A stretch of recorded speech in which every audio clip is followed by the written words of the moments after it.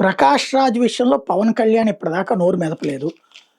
అంతకుముందయితే గనక 'Pawan' fans target చేసేవాళ్ళు. ఇప్పుడు కూడా 'పవన్' ఫ్యాన్స్ టార్గెట్ చేస్తున్నారు తప్పించి లేదు. 'పవన్ కళ్యాణ్‌ది' ఈ మధ్యన సినిమా గూడా తీసుకొచ్చారు. కాబట్టి అక్కడ అతని సినిమా నటుడి కోణంలో వదిలేస్తున్నారు. కానీ అదే అతనే అసలు ఈ భావజాలాలకు మూలమన్న సంగతిని వదిలేస్తున్నారు. అయితే సినీ రంగానికి సంబంధించి 'శివకృష్ణ' ఒకప్పుడు హీరో, అట్లాగే సైడ్ యాక్టర్‌గా గూడా చేసుకొచ్చారు. 'ప్రకాష్ రాజ్' ఇంతకుముందు ఒక జాతి గురించి తప్పుగా మాట్లాడితే బ్యాన్ చేశాము.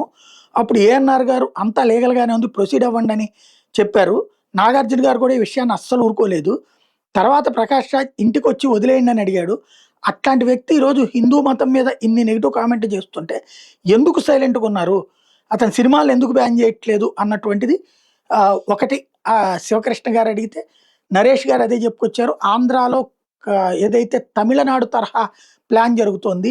విజయ్ ఎట్లాంటి గేమ్ నడిపారో ఇక్కడ కూడా అట్లాంటి గేమ్ నడుపుతున్నారన్నటువంటి పాయింట్ చెప్పుకొచ్చారు.